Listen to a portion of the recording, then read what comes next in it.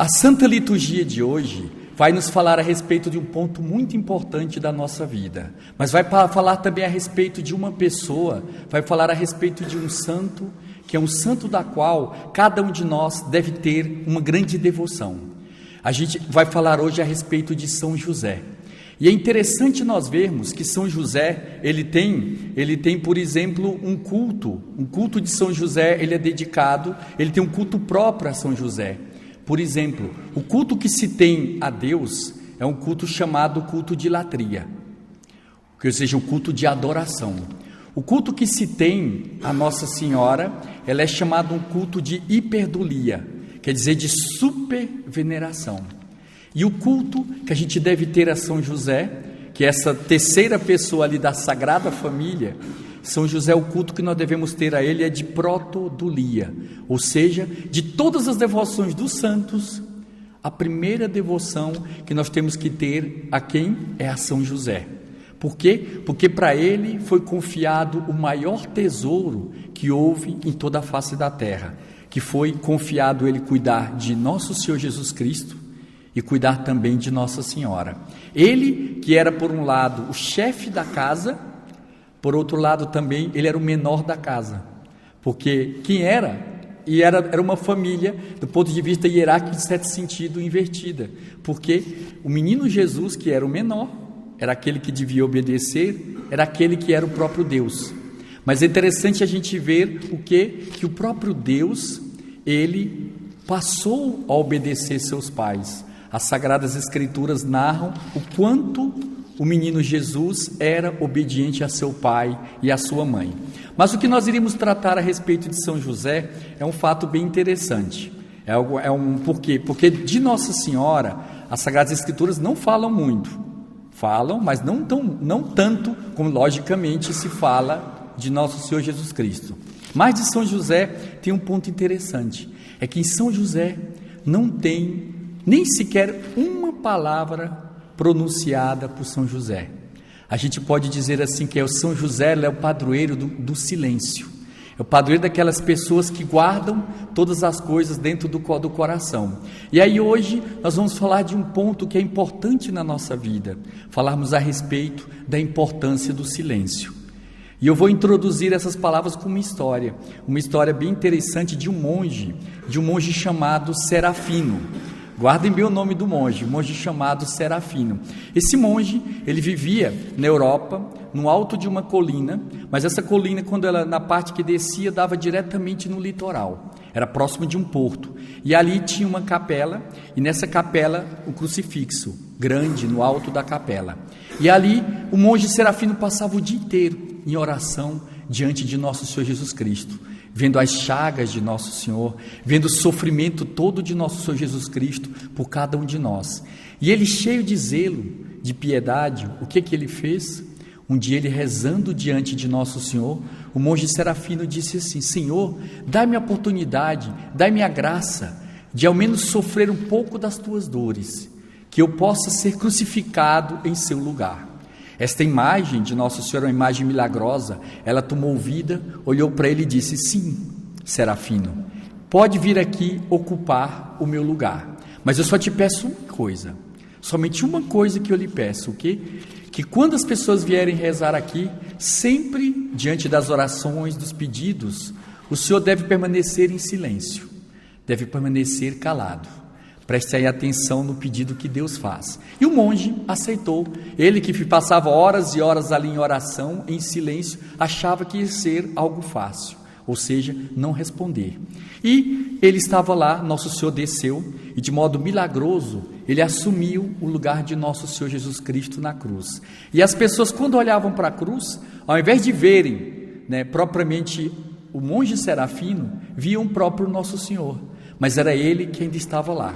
E de repente entra na igreja, naquela capela, entra um homem muito rico, entra, ajoelha-se e começa a rezar com grande alegria. Está contente, rezando diante da imagem de Nosso Senhor. E este homem, na hora que ele está rezando, ele se distrai e deixa uma sacola do lado. Era uma sacola cheia de moedas de ouro. E vai embora.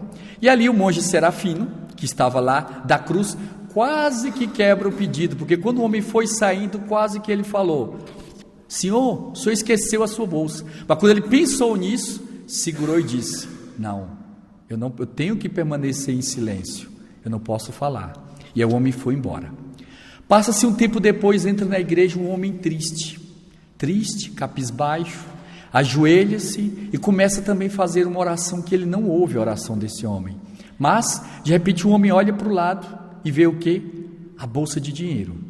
Fica todo contente, pega a bolsa, agradece a Deus e vai embora com aquela bolsa de dinheiro. E mais uma vez o monge Serafino lá quase que quebra o pedido que Nosso Senhor fez a ele, né? Porque ele ia dizer: devolve o dinheiro, esse dinheiro não é seu. Quase que ele falou isso, mas para atender o pedido de Nosso Senhor, o que ele fez? Permaneceu em silêncio. E aí passa-se mais algum tempo, volta aquele homem rico novamente, mas já volta. Antes disso vem ainda uma terceira pessoa. Terceira pessoa ajoelha, vamos adiantar a história. Essa terceira pessoa ajoelha diante da imagem de Nosso Senhor e começa a rezar. Esse homem era um homem que empreendeu uma viagem longa de barco. Ele ia fazer uma viagem de barco e estava ali para se despedir de Nosso Senhor Jesus Cristo, fazer sua última oração antes de empreender aquela viagem. E quando ele está lá, rezando diante de Nosso Senhor, chega quem? Chega aquele homem rico primeiro, juntamente com alguns policiais, dizendo: eu deixei o dinheiro naquele banco.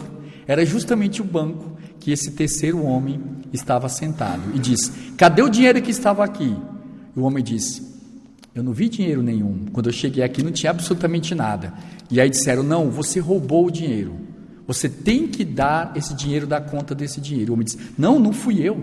Eu não fiz absolutamente nada, eu cheguei e não tinha nada, estou aqui só rezando para despedir de Nosso Senhor, que eu vou fazer uma viagem de barco.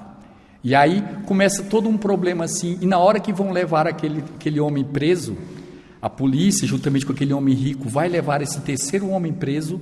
Aí o próprio monge Serafino não se aguentou e disse, quando estão saindo: senhores, não foi ele que roubou, não. E aí na hora que disse, todo mundo leva um susto, reconhece e viu que não foi ele, e acabam libertando aquele homem. Então assim foi embora a polícia, juntamente com aqueles 3 homens. E aquele homem conseguiu a tempo de entrar no barco e ir embora, esse terceiro homem. Passa-se mais um tempo, e aí Nosso Senhor Jesus Cristo agora que entra na igreja. E aí diz assim: Serafino, desce da cruz. E ele: Senhor, mas por quê? Desça da cruz.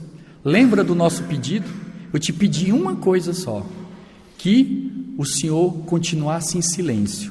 E ele dizendo: Senhor, como posso eu ficar em silêncio diante de uma injustiça que é feita diante de mim? Aquele homem não roubou absolutamente nada, estava sendo acusado disso.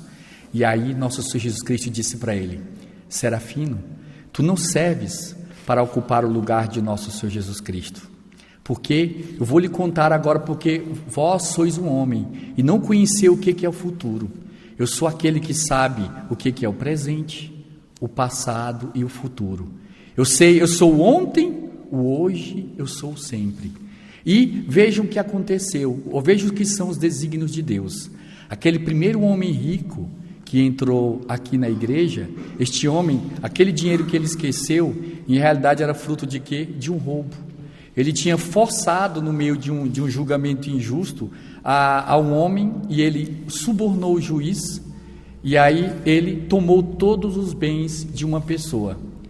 Aquele segundo homem que chegou aqui era justamente um homem injustiçado. Aquele dinheiro que ele levou nada mais era do que o próprio dinheiro dele. Ele estava levando não fruto de um roubo, mas o próprio dinheiro dele. E sabe o que aconteceu com o terceiro homem, da qual vós dissestes que falou para praticar a justiça? Vejam que ele ia empreender uma viagem de navio. Eu tinha preparado tudo para que houvesse esse problema, porque aquele navio que ele viajar, aquele navio, agora neste momento, ele está afundando, porque eu ia fazer com que aquele homem perdesse a viagem, e aí ele fosse salvo, e agora ele está se afogando no meio do mar. Estou contando isso por quê? Porque para nós compreendermos o que é o papel do silêncio. Esse santo da qual as Sagradas Escrituras fala, que é São José, que é esse santo de culto, de protodolia, ou seja, de primeiríssima veneração que nós devemos ter entre todos os santos, é o santo que se caracteriza pelo quê? Pelo silêncio. Então, quantas vezes, por exemplo, a falta de silêncio, a palavra nossa prejudicou aos outros? E aí vamos ver uma frase, um provérbio oriental, que ele é muito interessante. Esse provérbio diz que tem 3 coisas que não voltam atrás. Existem ao menos 3 coisas que não tem como fazer voltar atrás. Ele disse, a primeira coisa é uma flecha lançada. Quando uma pessoa, ela puxa o arco e solta a flecha, não tem como fazer essa flecha voltar. Uma segunda coisa que este provérbio fala, que é uma coisa que não tem volta atrás, é uma oportunidade perdida. Às vezes temos uma oportunidade que é a única da vida, e às vezes a gente acaba perdendo. Mas é nessa terceira coisa que não volta atrás, é que devemos nos deter hoje neste sermão. A terceira coisa, o que é? É a palavra pronunciada. Uma vez que uma pessoa pronunciou uma palavra, não tem mais como fazer com que esta palavra volte para dentro dos lábios. E quantas ofensas, por exemplo, a gente acaba atingindo outra pessoa com nossas palavras. E por isso que ele vai dizer assim, o autor, vai dizer, uma flecha lançada, nem sempre ela acerta o alvo. Pode ser que no percurso da flecha, a flecha, que a gente no início tinha o intuito de atingir alguém, não atingiu. Mas uma vez que nós lançamos a nossa palavra, essa palavra sempre atinge o quê? O coração das pessoas. E às vezes a gente acaba ofendendo as pessoas. E aí devemos hoje meditar um pouco, ver algumas frases sobre a importância do silêncio. E um autor ele vai dizer assim, o livro dos Provérbios, ele vai dizer assim a respeito do poder que a língua tem. O poder que a língua tem. Vai dizer assim, Provérbios 18, a morte e a vida estão no poder da língua. Imagine que a língua tem esse poder de morte e tem este poder de vida. E aquele que ama comerá do seu fruto. Ou seja, eu posso fazer o uso da minha língua tanto para o bem como para o mal. Mas dependendo do modo que eu faço, eu vou comer dos frutos que eu mesmo plantei, dos frutos que eu mesmo colhi. E vai dizer aqui, tem outra frase que vai dizer assim, o silêncio não faz perguntas, mas pode dar resposta a tudo. Quantas vezes na nossa vida, a mais bela das respostas de Deus em relação às nossas orações foram o próprio silêncio com que aparentemente ele se fez nesse momento. Veja essa frase também, só entende, um autor ele dizia assim, uma pessoa, só entendi o valor do silêncio quando eu tive necessidade de calar para não ferir alguém. Quantas vezes, por exemplo, hoje mesmo, ouvindo de uma pessoa dizendo quanto ela tinha ofendido outras pessoas. Ela disse, eu não me segurei e acabei ofendendo a outra pessoa. Outra, muito tempo atrás, eu vi um outro comentário. Era um casal, fazia mais de 20 anos de casados. Mas no dia da noite de casamento, no primeiro dia do casamento, a esposa fez um comentário que ela feriu de tal modo o marido, que 20 anos depois, ele recordava, palavra por palavra, daquilo que ela tinha dito, e o quanto, por exemplo, ele sofria com aquela palavra que ela tinha dito naquele momento. Se ela tivesse calado, como seria aquela história diferente? Vejam aqui outra frase também, vai falar várias frases a respeito da beleza do silêncio. O silêncio é de ouro e muitas vezes é a melhor de todas as respostas. Um conselho para todas as pessoas, quando houver algum problema, alguma discussão, inclusive uma mensagem que uma pessoa nos mandou, não responda no mesmo dia, deixe para o dia seguinte, deixe para quando as coisas estiverem mais tranquilas, a pessoa responder, mas procure manter propriamente o silêncio. um autor vai dizer assim: o que é Deus? Ele dizia: Deus é a beleza que se ouve no silêncio. Para nós ouvirmos o que Deus nos fala, é necessário que estejamos em silêncio. Tem outra frase também interessante, ele vai dizer: o silêncio é uma árvore de cujo fruto pende a paz. Aquela pessoa que pouco fala é aquela pessoa que tem a maior probabilidade de ter uma vida mais em paz. Porque há outra frase que diz o seguinte: quem muito fala, muito erra. A probabilidade de uma pessoa que fala muito é também errar muito. E aí vem dizer assim: o silêncio é um campo plantado de verdades que aos poucos se fazem palavras.